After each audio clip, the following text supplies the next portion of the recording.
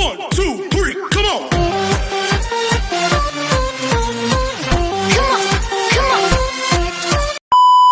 Hello beautiful people! Welcome back to my channel. This is your Mama Sam. Hola mga amigo, amiga, kumare at kumpare. Kamusta kayong lahat? Sana lahat kayo ay okay at safe ngayong araw na ito. At syempre, kung ako naman ang tatanungin nyo, nakikita naman ninyo ang beauty ng Mama Sam ninyo. Fresh overload pa rin, di ba? Ganyan talaga kapag umiinom ka ng maraming vitamin C plus kumakain ka ng maraming banana. Dahil sa banana, mas nakakaloka ang ganda ng Mama Sam ninyo. Charot! So, kamusta naman kayong lahat? So, sana lahat kayo ay okay na okay ngayong araw ng Thursday. Naluloka ako kasi itong uniform namin pang Wednesday. Tapos, sinuot namin kanina. Tapos, yung pang Thursday, sinuot namin yesterday. So, parang kahapon ang feeling ko ay Thursday.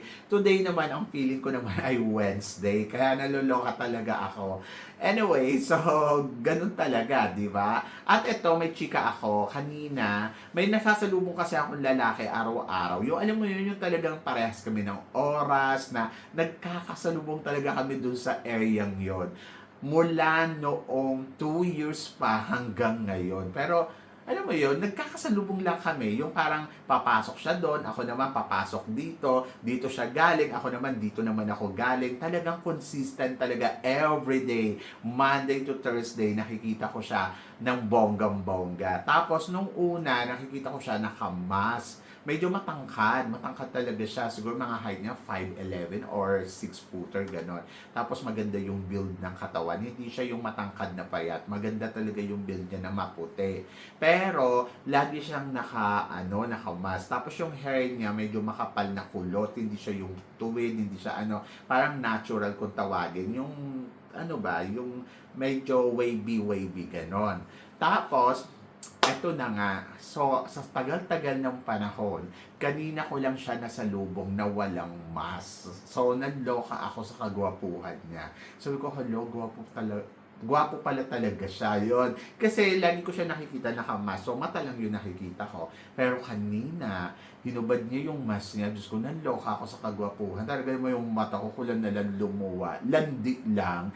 Anyway, so sana magkakilala kami in the future. Charot! So, yun. So, nakakaloka. Pero, syempre, ganun talaga ang buhay. Huwag tayo masyadong hoping. Baka mabokya, di ba? So, yun. Ewan ko kung anong tawag doon. Alam mo yun, lagi mo na siyang nasasalubong. So, parang feeling ko nasa pinikula ako na, alam mo yun, na yung may destiny. Ganon. Kakawindang. Anyway, so ngayong araw na to, syempre gusto ko rin magpasalamat sa walang samang tumatangkilik dito sa Mama Sam Vlog. Araw-araw, lagi-lagi. Maraming salamat po. At saka syempre sa lahat naman ng mga bago nating subscribers. Hello po sa inyo lahat.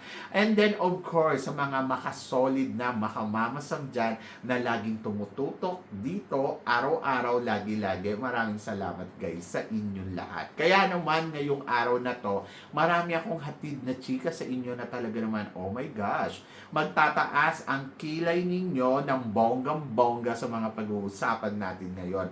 Kaya guys, wag na nating patagalin ang ating mga chika. So para sa una natin chika, eto nga, ang Miss Earth Queen nasa Vietnam na. After nga galing neto sa Pilipinas at umaten siya sa ating Miss Earth Philippines, ngayon naman ay nasa Vietnam na siya. Alam niyo, sa totoo lang, kanina habang tinitingnan ko yung mga photos niya, sabi ko, ang ganda-ganda pala talaga ni Miss Earth, no? So, in fairness naman sa Miss Earth, ang mga queens na kinukuha nila, bukod doon sa Diyosa na ang beauty, brainy pa talaga, di ba? So, alam mo yung kwalidad nila na mayroon talaga silang tinatawag na standard. And then, ayun, so ang charming ng beauty. Tapos ayun nga, nasa Vietnam na siya. Hindi ko alam kung anong eksena niya dyan. Dahil ang pagkakaalam ko, ang Miss Earth this year ay gagawin dyan sa Vietnam. Kaya rumampa yan dyan. Kasi siguro yung processing ng mga pangyayari or magaganap para sa Miss Earth ay baka kumukuha sila ng update, di ba?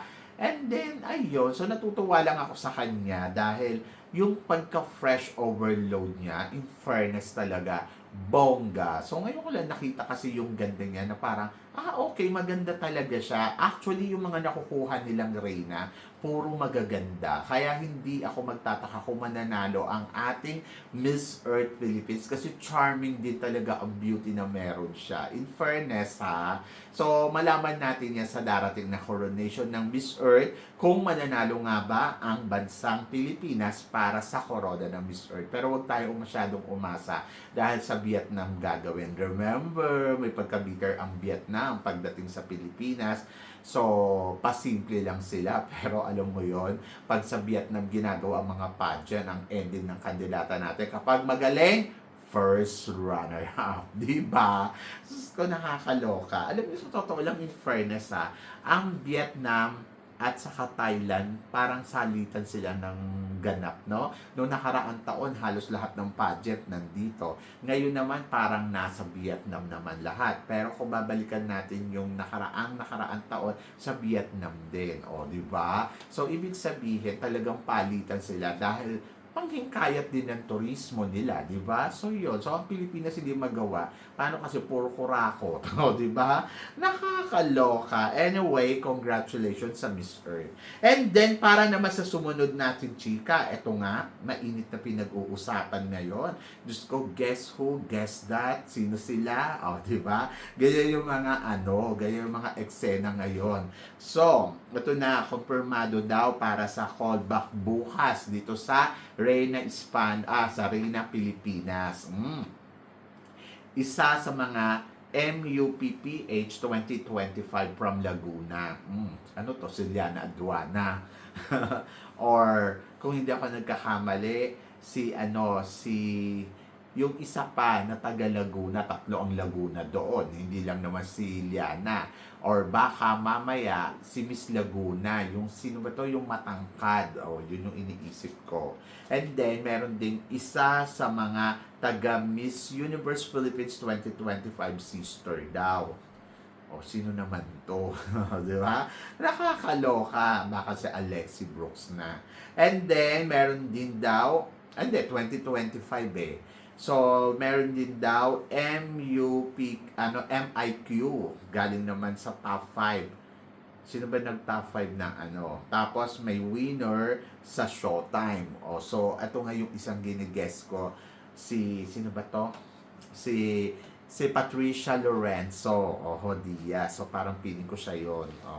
And then, isang Binibini Pilipinas 2025. Si Angelica Lopez. Di ba? So, over the backhood. Ayun daw. So, sino-sino sila? Di ba? So, abangan na lang yan bukas. Nakakaloka. Pero ito nga, matunog din na pinag-uusapan sa social media. Ang sinasabi, pwede daw si Alexi, si Graciela, si Mirna Isguera, at saka si Angelica Lopez. Ayan yung mga abangan ninyo. Pero alam niyo, nakausap ko naman si Mirna Isguera. Ang sabi niya sa akin, parang hindi daw siya sasali talaga dito sa MGI All-Stars. But tignan natin, malay mo nagbago yung isip, malay mo may nagpa-convince sa kanya. So malaman natin yan. Ako, sa totoo lang, hindi naman ako masyado excited kung sino nga ba ang mga magiging kandidata natin sa Miss Grand, sino ba magiging kandidata natin sa MGI All-Star. Sa totoo lang, for now, hindi ako ganun ka-excited. So, abangan na lang natin kung sino yung mga magiging kandidata at saka natin pag-usapan. Mahirap kasi, yung alam mo yun, yung laging, ay sasali daw si ganito, sasali daw si ganyan, tapos bukas makalawa, wala naman. Diba? So, abangan na lang natin bukas kung sino nga ba ang mga magdadatingang reyna. Yon para tapos yung usapan.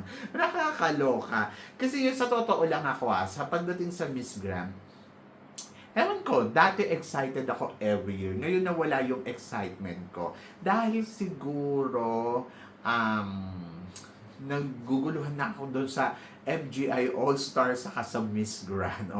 Para kasi dati ang sinusubaybayan ko talaga yung Miss Grand International. So, parang ang feeling ko dapat nag-consistent na lang sila doon. Yung kumbaga parang focus na lang doon. Tapos biglang nagkaroon na MGI All-Stars. Kung iisipin mo, para saan ba talaga ang MGI All-Stars? Yung Miss Grand International, naiintindihan ko. So, it's another pageant na katulad ng Miss Universe, Miss World, di ba? So, parang lumilevel siya doon. Tapos, maganda yung production nila, kaya umaangat siya. Tapos ngayon, parang feeling ko, unti-unti siyang nawawala sa eksena. Tapos, etong MGI All-Stars, ang pinopromote nila ng pinopromote. Parang feeling ko, ano bang meron sa MGI All-Stars na wala sa Miss Grand International? Nawindang lang ako. So, yan. Pero, sige, let's see na lang kung sino yung mga magiging kandidata at malalaman natin yan bukas. O, di ba? Kasi sa August din yung kanilang coronation. So, hindi na nila yan iuurong or magkakaroon pa ba ng second screening, final screening. Kasi parang feeling ko, kakapusin na sila sa oras. Oho. So, ayaw ni Nawat na magpa-urong-sulong sila. Ganon! So, suportahan na lang natin kung sino yung mga sasali dyan. Nakakaloka. Tapos, para sa sumunod natin, chika. Oho, eto nga. Sabi ni Mr. Nawat, I think Gasini Ganado should try again. One more time. Back to back to back. Oho, ayun na naman. Nangako na naman sila. So, kung sasali daw ba si Gasini, tingin ko daw ba, ipapanalo ba siya ni Mr. Nawat? Sabihin natin na, sige, panghingkayat. Pero, sabi ganun, try again one more time. So, pwede ba talaga ganon? Yung kapag yung gusto nila yung o sige sumali ka sa amin para bumongga yung Miss Grand. Kasi parang feeling ko, natutuwa siya kay Gasini kasi sumali ng MGI All-Stars. Tapos mula nung sumali si Gasini, naging maingay yung MGI All-Stars. So ngayon, parang feeling ko, yung mga Pilipino kasi tumutok sa MGI All-Stars ng bonggang-bongga. Kung sasali uli si Gasini, syempre tututukan uli ng bonggang-bongga. Kasi parang ang dating lang sa akin, ano ba tingin nila sa mga queens natin, mga uhaw sa corona? Diba?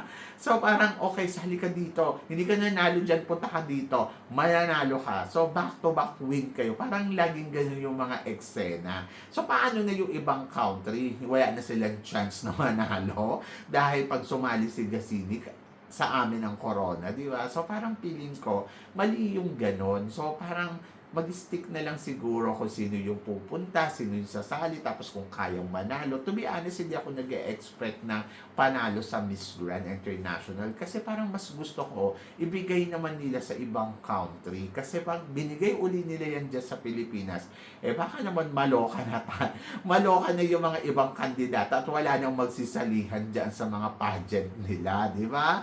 So, nakakaloka. Alam ko naman na nagbibiro lang si Mr. Nawat dyan. Pero, hindi dapat. Nakakaloka. Anyway, so, ano ba? Tingin ba ninyo dapat nga bang sumali uli si Gasini dito sa Miss Grand International? Ako parang feeling ko hindi kailangan ni Gasini. Kasi parang na-try niya na yung MGI All-Stars. And then, doon sa MGI All-Stars, inilaban niya na yun ng bonggang-bongga. Ako naman parang nagbalik dyan si Gasini to make noise yung career niya. Pero kasi, ang tingin naman ninyo sa mga beauty queens namin, parang, mga uhaw sa corona na parang, sumali ka dito, wala silang career. Di ba? So, nakakaloka. Anyway, good luck. Okay. Para naman sa sumunod natin, chika, ano naman ang masasabi mo sa bagong Miss Universe Ukraine na si Anna Mikornova? Tingin mo, mama, sa mananalo kaya siya? To be honest, ako, para kay Ana, maganda siya. Pero kasi yun nakita ko kaninang umaga, sabi ko, ay ang ganda, simple pero napaka-elegant ng beauty. Kaya lang, tandaan natin to, sa Miss Universe, mag-expect talaga tayo na maraming magagandang kandidata. Lahat sila maganda. Pero ang tanong, malakas ba siya? Di ba? Malakas ba ang magiging eksena ni Ukraine dito sa Miss Universe? Ano ba ang preparasyon na gagawin niya na ikagugulat natin lahat at makakarating siya sa top 5? So, mga ganon. So, lahat ng mga kandidata, alalahanin ninyo, pag Miss Universe ngayon, parang ang gusto nila ay magandang kandidata. Kaya magaganda ang mga magsisalihan talaga. Noong last year, ang dami rin magaganda. This year, puro magaganda din yan. Kaya lang, ano ang presentation nila, di ba? Na ipapakita sa labanang ito. So, yun yung abangan natin ng bonggang-bongga. So, yan. Nakakaloka. So, dapat ma-excite ka dyan. So, good luck kay Ukraine and then malalaman natin in the future kung siya nga ba ay makakarating sa dulo ng kompetisyon. Para naman sa sumunod natin, chika, Gloria Diaz nagsalita na. Sabi niya, pageant advocacies are only for that stage. Anong chika mo dito, Hamasa? Ayun ang sabi niya. So ako naniniwala ako kasi bibihira naman sa mga beauty queens talaga na alam mo yon after nilang manalo, nakatutok pa rin sila sa advocacy nila, kung ano ba yung gusto talaga nilang tulungan. Kadamihan, after ng pageant, wala na, di ba? Pero may mga ilan-ilan lang naman. So, ayan yung sinasabi ni Miss Gloria Diaz na ang advokasya ay para sa entablado lamang. Sabi nga niya, pandekorasyon sa kandidata para mas magandang tignan. Para kunwari may ginagawa. Pero ako naman, nasa queens kasi yan eh. Kung gusto nilang tumulong, tumulong sila. Kung ayaw naman nila, hindi naman natin mapipilit. So, syempre, sumali sila dyan para magkaroon sila ng pangalan. Dapat aware tayo dito eh. Bakit ba sumasali ang kandidata sa beauty pageant? Syempre, maliban sa papremyo kapag nanalo sila. So, nandoon sila na ano ba ang benefit nito after, di ba? So, syempre, makikilala sila ng gusto. Tapos, ayan, pwede sila pumasok sa showbiz industry. Lalo na kapag universe ka, di ba? So, pwede kang gumawa ng pelikula. Tapos, bukod doon, syempre, papasok yung mga sponsors sa'yo. Mas parang tatangkilikin ka at magkakaroon ka ng income. So, yun yun. So, yun yung inaano na kung bakit sila sumasali sa pageant. Kaya sinasabi ni Miss Gloria Diaz na ang mga girls, pandekorasyon lang ang kanilang advocacy. So, naniniwala naman ako doon. Pero yung ibang girls naman ay sincere naman talaga nilang ginagawa yung advocacy nila. Ganon! So, laban lang.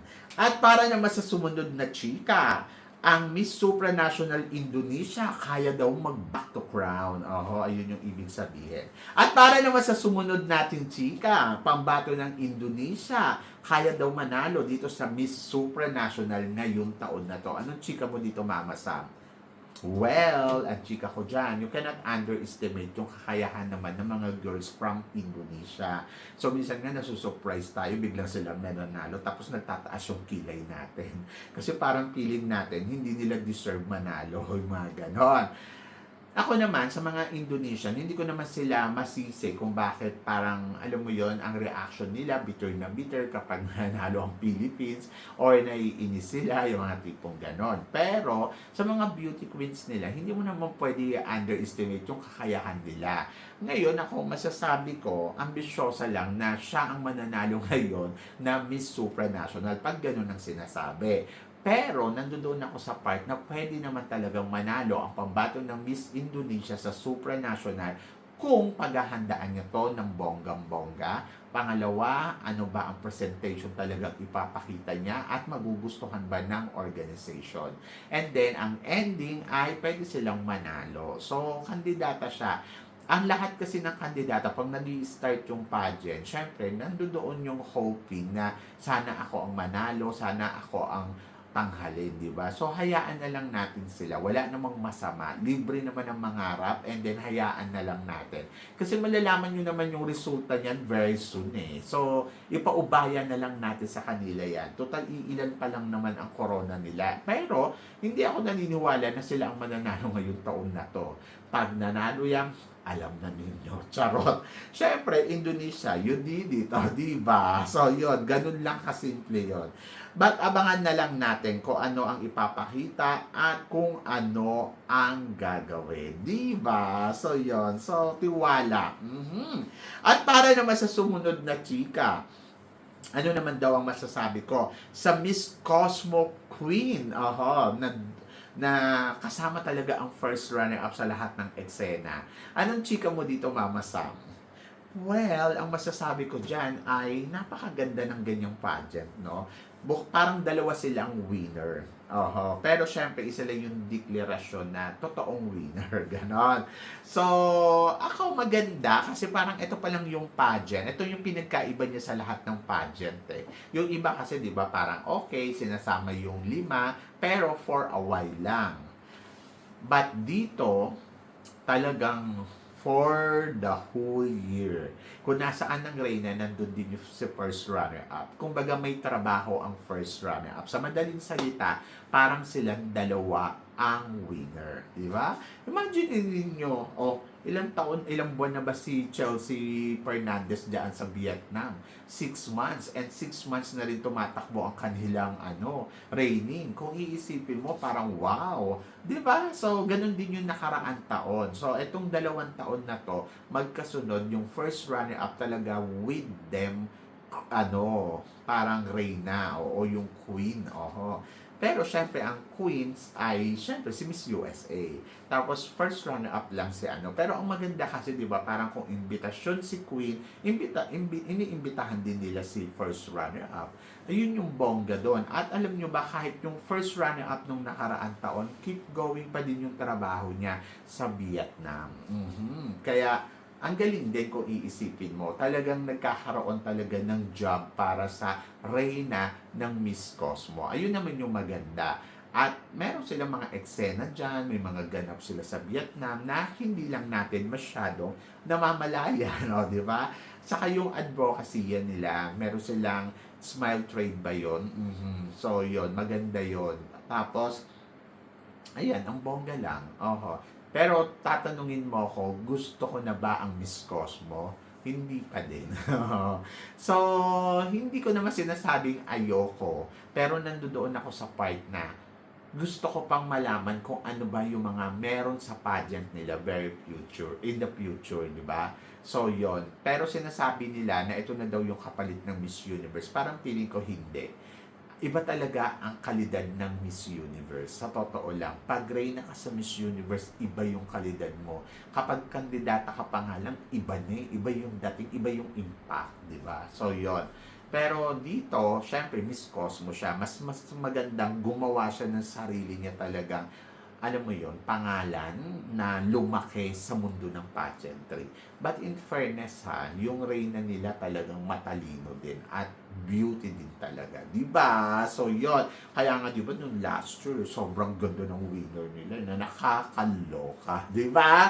So yon, so kayo guys, ano guys ang masasabi ninyo dito sa mga pinag-uusapan natin ngayon? So please comment below para at least malaman ko naman kung ano naman ang chika mo sa mga tinatalakay natin. Syempre maraming salamat po sa inyong lahat sa love and support na binibigay ninyo syempre dito sa channel ko, at sa mga hindi pa nakaka-follow at nakaka-subscribe, baka naman please don't forget to click like and subscribe my channel at i-click nyo na rin po ang notification bell to more updated syempre sa aking mga chika. Sabi nga ganon, always keep smiling and laban lang. So guys, hanggang dito na lang, hanggang sa muli nating chikahan. See you tomorrow. Thank you guys. Thank you.